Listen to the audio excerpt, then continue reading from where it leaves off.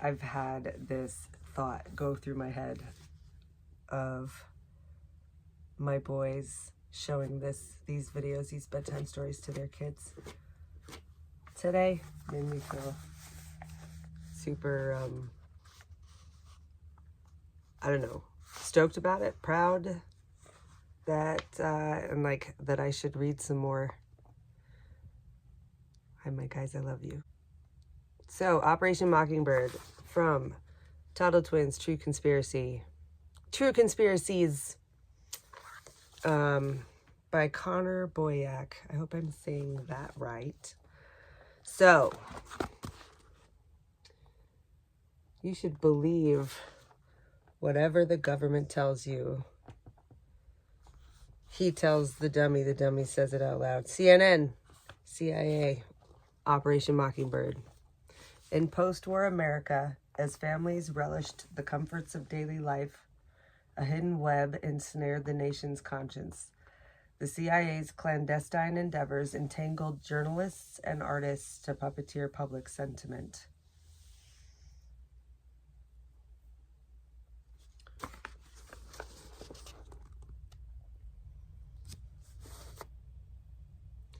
I would read that. Should I read that? Okay. How America's most powerful news media worked hand in glove with the Central Intelligence Agency and why the Church Committee covered it up. The CIA and the Media by Carl Bernstein from Rolling Stone, back when they,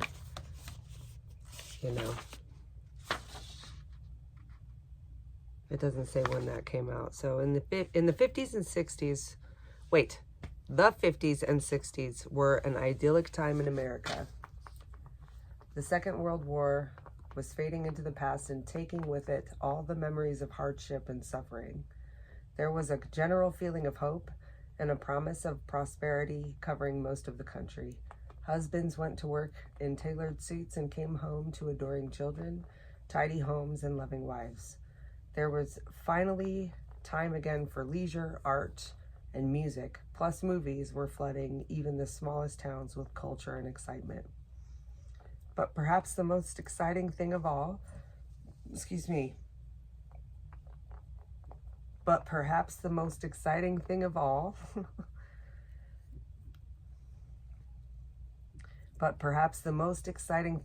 was the availability and affordability of the black and white television. There had never been an invention that swept the nation and found its way into nearly every home more quickly than this modern communication and entertainment marvel. After supper was eaten and the children were bathed and tucked neatly into their matching beds, mother and father would sit down in front of the television and listen to the trusted news reporter relay the events of the day. It felt good to be home. It felt good to be informed. There was a feeling of belonging, importance, having your feet planted on solid ground with a clear and accurate picture of the world around you while understanding your place in it. It felt good to be an American. Things aren't always what they seem. Beginning in the 1950s, the Central Intelligence Agency, or CIA, started recruiting students, artists, journalists to influence the attitudes and opinions of the average citizen by controlling what ideas, events, and perspectives they're exposed to in news and entertainment. Millions of dollars were paid to individuals and organizations that agreed to help the CIA in their mission to control the way Americans thought about the world around them. Sometimes the stories promoted were entirely false fabrications conjured up in a dim corner of the office at CIA headquarters in Langley, Virginia. Other times the story was true, but the spin put on it, the way it was presented, pushed the person reading or listening to the story from a very specific perspective and come to a very specific conclusion. Wait. Okay, let's start over. Sometimes the stories promoted were entirely false fabrications conjured up in a dim corner of the office at CIA headquarters in Langley, Virginia. Other times the story was true, but the spin put on it, the way it was presented, pushed the person reading or listening to the story from a very specific perspective to come to a very specific conclusion. The conclusion the government had decided best served their purposes. So relevant for today, Christmas Day. Anyway, so designed under the guise of protecting American interests from the threat of communism, Operation Mockingbird turned the propaganda-making might of the U.S. intelligence community inward, focusing it not on enemies abroad, but instead on domestic targets, average Americans. The masterminds of Mockingbird were Frank Wisner and Alan W. Dulles, the first civilian director of the CIA, Dulles, maybe.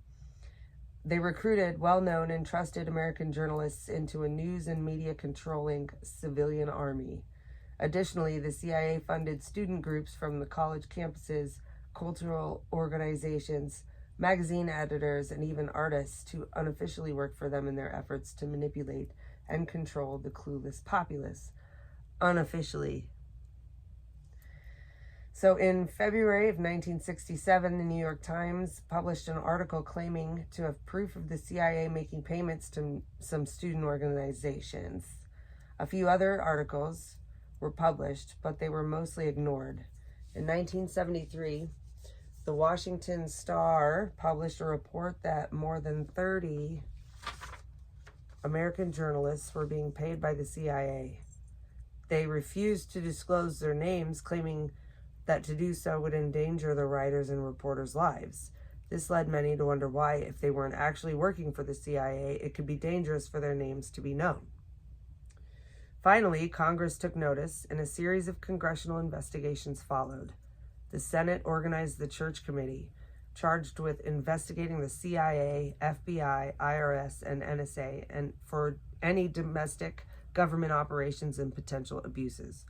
For all the morally and ethically questionable things the CIA and other intelligence agencies did and do, it was still against the law for them to operate against citizens of the United States within the country. Senator Frank Church and his colleagues wrote, quote, "In examining the CIA's past and present use of the U.S. media, the committee finds two reasons for concern. The first is the potential inherent in covert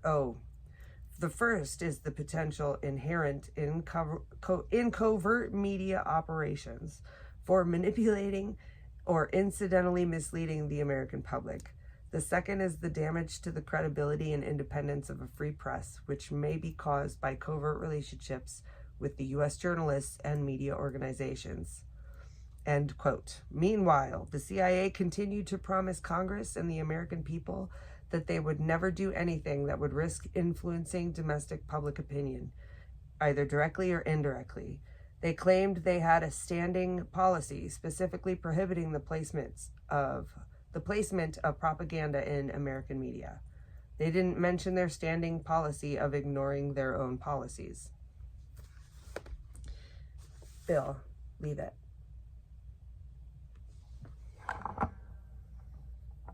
Buns. I have a border collie trying to play. Anyway. So, their own policies, ignoring them. Anyway, by 1975, the story began to unravel, and the CIA admitted to Congress that they had for decades been actively manipulating the American people by using the mainstream media to redirect the thoughts and opinions of American citizens. So that's like Cronkite era. That's kind of a drag from the 50s, late 50s to 75. Or was he in the 80s? No, he was in the 60s. He spoke on JFK's assassination. Anyway, so they acknowledged that they had worked with journalists and other media personalities to distort truth in order to fit specific agendas. There was no big announcements made to the American public. Most people never knew that their government had been purposely and actively manipulating them through radio, television, and entertainment for most of their lives. Jeez, now we got internet. It wasn't until a Rolling Stone article in 1977 that the news of the CIA's misdeeds went mainstream.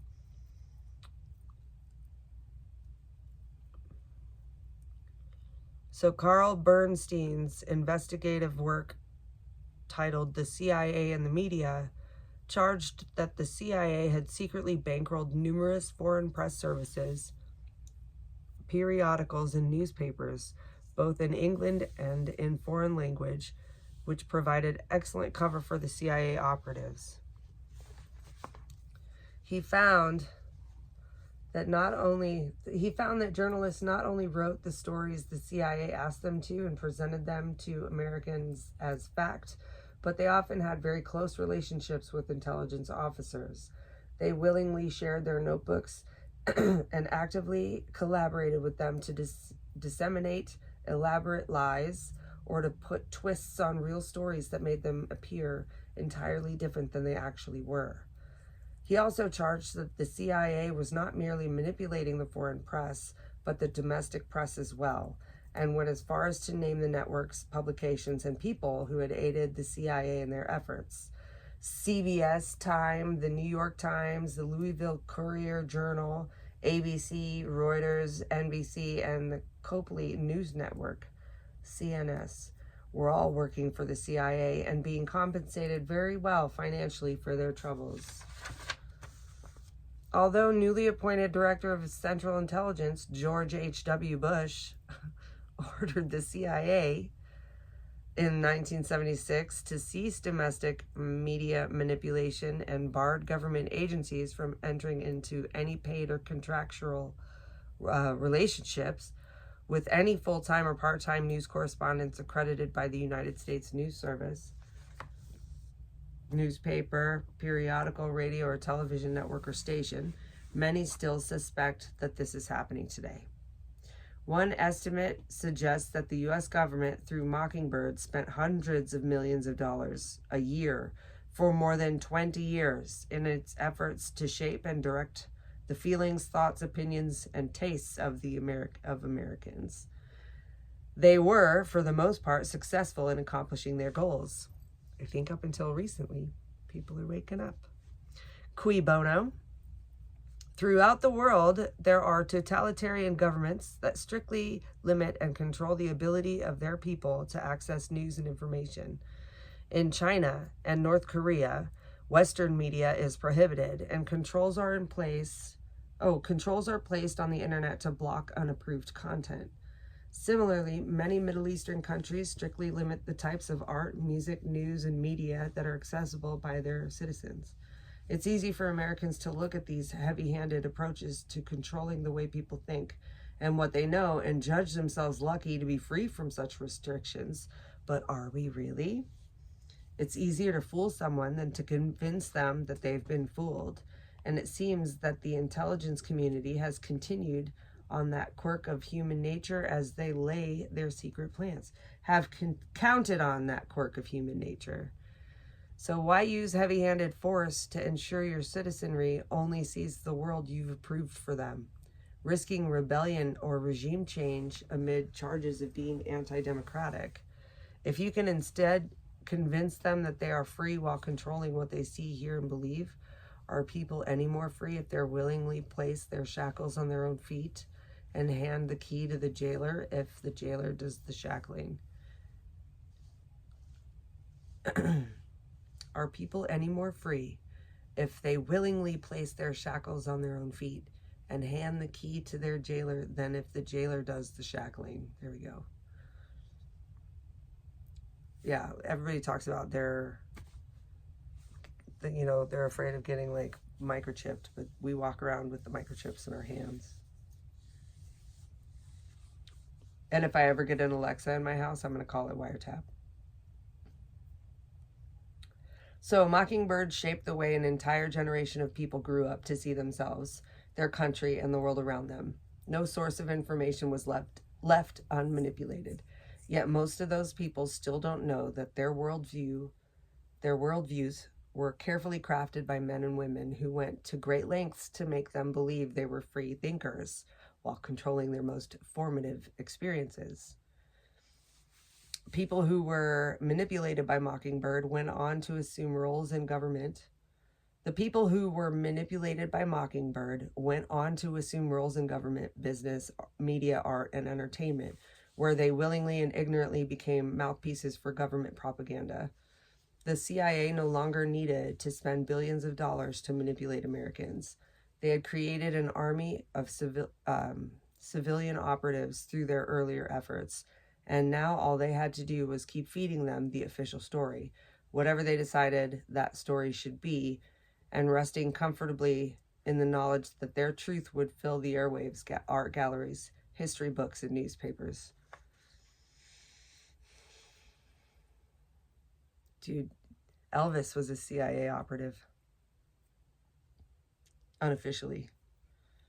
Or officially. Probably unofficially, but he was like deputized or something crazy. So why does this matter? What we have seen in recent years that could be compared to Mockingbird. What have we seen in recent years that could be compared to Mockingbird? Have there been any times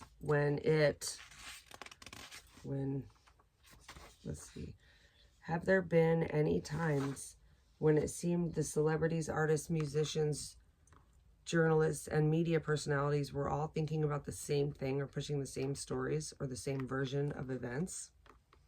Knowing that Mockingbird was real helps us to look at the world around us differently, making us more thoughtful about the things we see and hear in different ways, types of media, in the different types of media that we consume, and in the news we read and watch. Although the secret program was officially and allegedly shuttered in the late 70s, the influence is still being felt. Oh, so blatantly. Most journalists, musicians, artists, and celebrities quickly fall in lockstep with the government when a bad guy has been identified or a narrative is being promoted. During the COVID-19 pandemic, not only did virtually all sources of information and entertainment support what the government was mandating and saying, but those who questioned the official story were attacked, deplatformed, fired, disparaged, or in other ways silenced or punished. Like, what's his name? Colbert dancing with people dressed as syringes. Twilight Zone stuff. Are people really free if they can't talk about their own health and the health of their loved ones without being prosecuted? Mark Twain was right. Whenever you find yourself on the side of the majority, it is time to pause and reflect. What we learned. 1, the government has a vested interest in controlling the way a country's population views and interprets the world around them, and they are willing to spend hundreds of millions of dollars to influence it. Billions and trillions of dollars, we'll say. Buns. 2, intelligence agencies often operate entirely outside the control and awareness of elected representatives. They are simply not accountable to anyone until something they are doing is discovered and people begin asking questions and demanding accountability. Oh, come on, Tulsi. Even when it's proven that intelligence agencies have operated against the very people whose interests they are tasked with protecting, there are often no consequences, and worse, the average citizen doesn't even pay attention or care. 4, celebrities, entertainers, and media personalities will sacrifice their credibility and their morals for money and status. They will lie to the people who look up to them and trust them if it means increased fame and fortune. And we have our congressional report from August 1976 from the Select Committee to Study Governmental Operations with Respect to Intelligence Activities. About half of the sum 50 CIA relationships with the U.S. media were paid relationships, ranging from salaried operatives working under journalistic cover to U.S. journalists serving as independent contractors for the CIA and being paid regularly for their services, to those who receive only occasional gifts and reimbursements from the CIA. More than a dozen United States news organizations and commercial publishing houses formally provided cover for CIA agents abroad. A few of these organizations were unaware that they were provided this cover. Provided. Although the variety of the CIA relationships with the U.S. media makes a systematic breakdown of them almost impossible, former CIA Director Colby has distinguished among 4 types of relationships. These are 1. Staff of general circulation, U.S. news organizations. 2. Staff of small or limited circulations, U.S. publications. 3. Freelance stringers, propaganda writers, and employees of U.S. publishing houses. 4. Journalists with whom CIA maintains unpaid occasional covert contact. So while the CIA did not provide the names of its media agents or the names of the media organizations with which they are connected, the committee reviewed summaries of their relationships and work with the CIA. Through this review, the committee found that as of February 1976, the first category appears to be virtually phased out. In at least one case, the journalistic functions assumed by CIA staff officer for cover purposes grew to a point where the officer concluded that he could not satisfactorily serve the requirements of both his unwitting U.S. media employer and the CIA, therefore resigned from the CIA. He maintains contact, however, with the CIA and continued to report to CIA. There's an ellipses there after continued. So 2, of the less than 10 relationships with writers for small or limited circulation, the U.S. publications such as trade journals or newsletters, most are for cover purposes, like medical journals. 3, the third and largest categories of CIA relationships with the U.S. media include freelance journalists and agents working undercover as employees of U.S. publishing houses abroad. Most are paid by the CIA, and virtually all are writing. Few, however, of the news organizations to which they contribute are aware of their CIA relationship. And the 4th category of covert relationships resembles the kind of contact that journalists have with other departments of the U.S. government in the routine performance of their journalistic duties. No money changes hands. The relationships are usually limited to occasional lunches, interviews, or telephone conversations during which information would be exchanged or verified. The difference, of course, is that the relationships are covert. The journalists either volunteer or is requested by the CIA to provide some sort of information about people with whom he is in contact.